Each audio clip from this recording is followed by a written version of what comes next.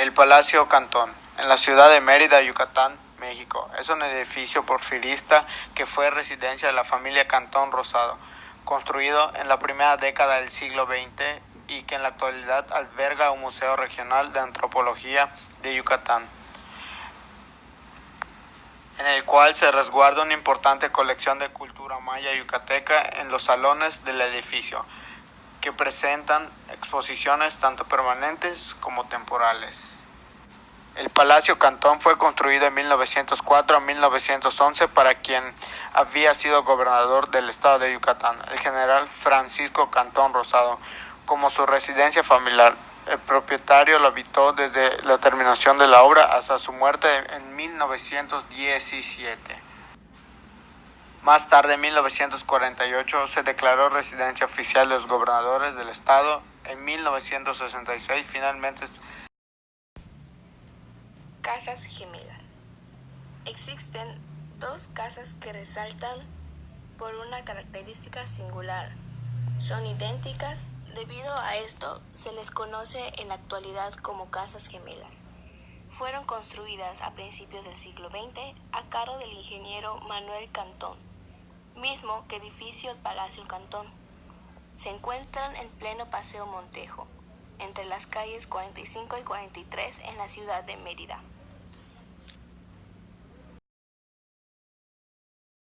El acervo cultural que ilustra el desarrollo histórico de la ciudad de Mérida tiene como marco la majestuosidad y belleza del ex Palacio Federal de Correos, edificio de gran importancia, tanto por sus características arquitectónicas como por su valor histórico, el cual fue inaugurado en 1908 por el entonces gobernador Enrique Muñoz Aristegui, en representación del general Porfirio Díaz. Este hermoso edificio de tendencia afrancesada muestra el auge económico de la ciudad a principios del siglo XX.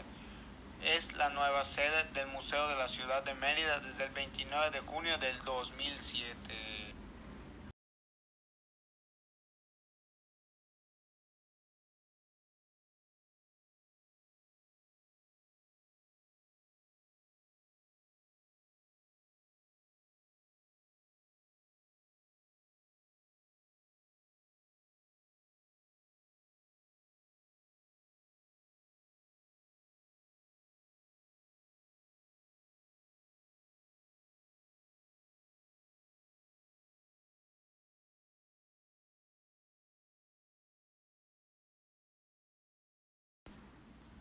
El Teatro Peón Contreras, situado en la ciudad de Mérida, en Yucatán, es uno de los teatros de ópera más importantes de México. Es también el escenario teatral más antiguo de Mérida, que recibió su nombre el 27 de diciembre de 1878, por iniciativa de los periódicos Semanario Yucateco y la Revista de Mérida, aunque el edificio actual, en la misma ubicación que los anteriores, fue construido posteriormente entre 1900 y 1998, inaugurado el 21 de diciembre de 1908.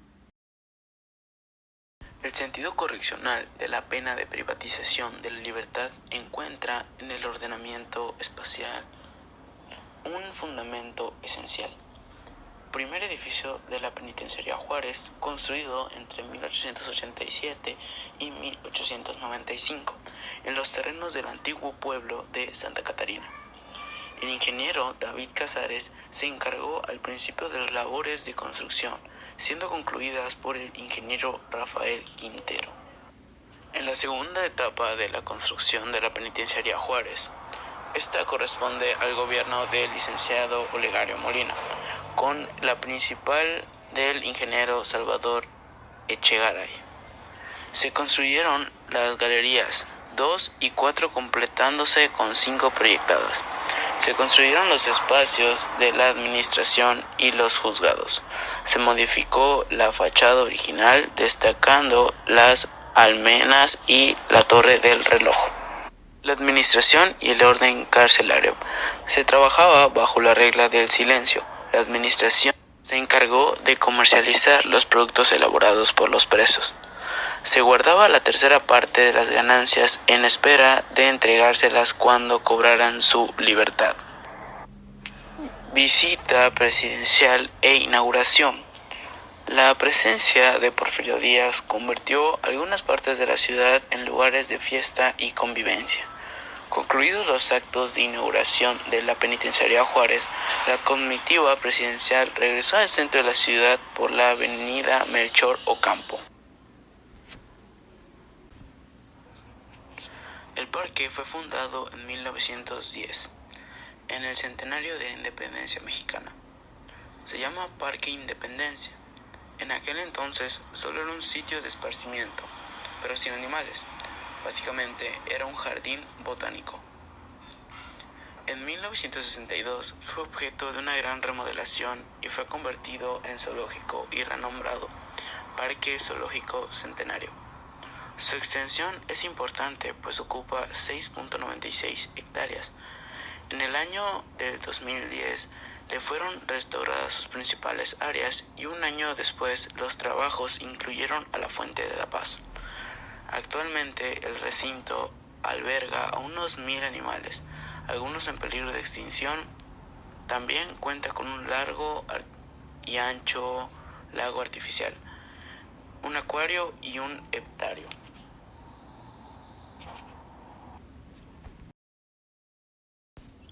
Hospital Orán, el primer hospital que hubo en la ciudad de Mérida, Yucatán. Se fundó casi inmediatamente después de la conquista, de 1688 a 1694. Se adoptó el edificio para que al mismo tiempo sirviera de hospital a los frailes franciscanos, y este habría de sobrevivir y llegar a tener mayor importancia.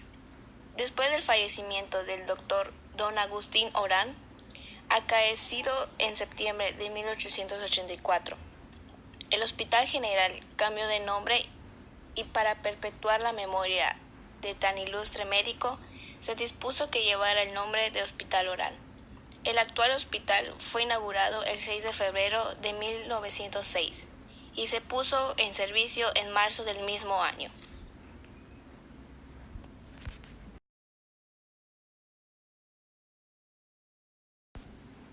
Personajes ilustres que descansan en los cementerios de Mérida.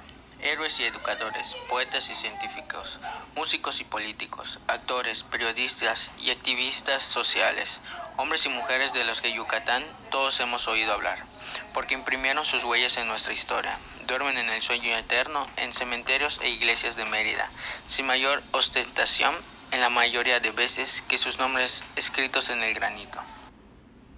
El Cementerio General de Mérida, uno de los más antiguos del país, con más de 25,000 bóvedas, osorios y mausoleos que conforman parte del acervo arquitectónico y cultural del sitio. Está en proceso de ser declarado zona de monumentos históricos del país, con el aval del Instituto Nacional de Antropología e Historia, INAH.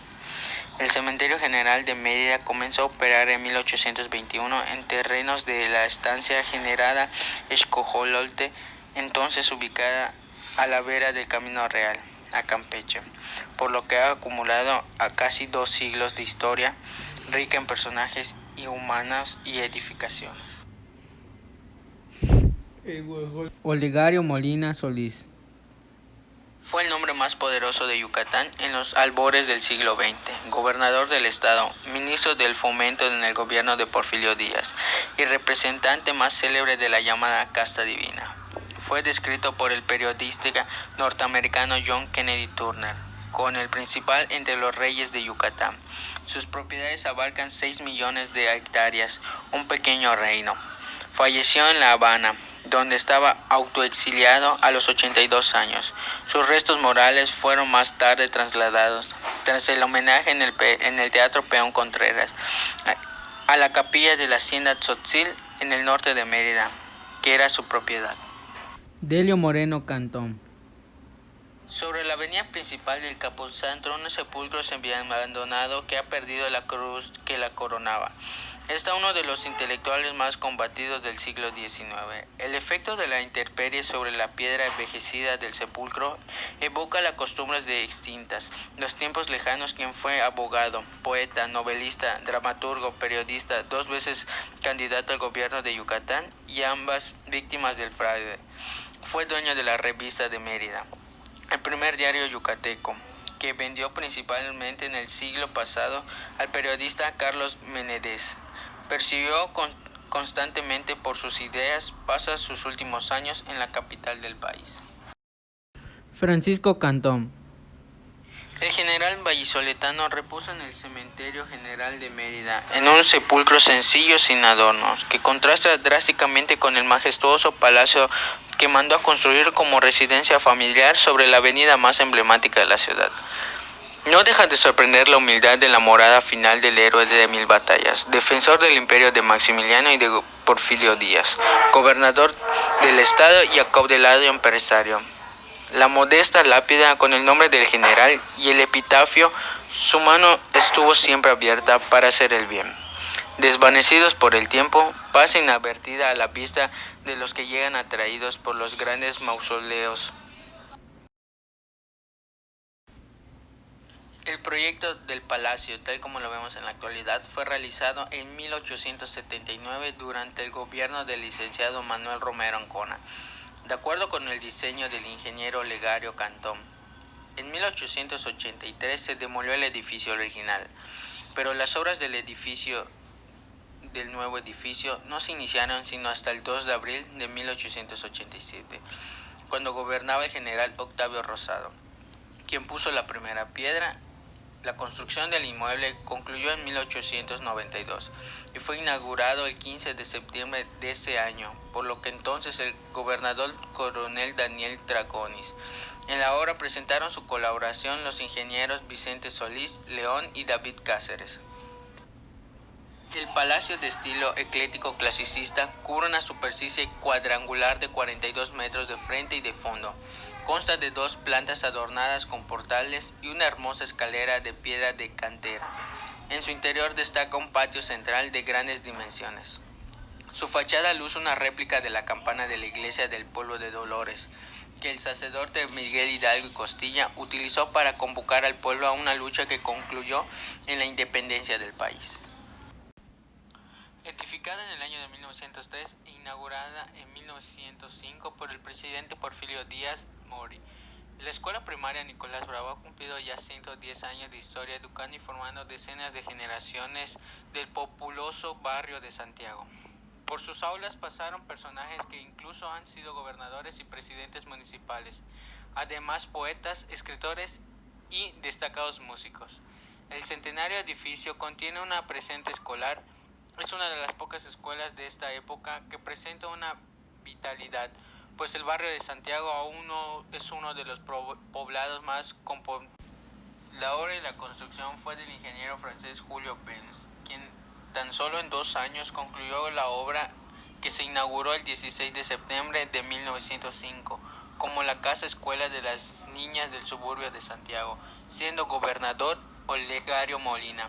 Su belleza arquitectónica, como es de apariencia, cumplirá el próximo mes de septiembre 111 años y es la única construcción que tiene la cúpula y una aguja de metal de una altura de 4 metros que perdió hacia los años 70 debido al impacto de un rayo.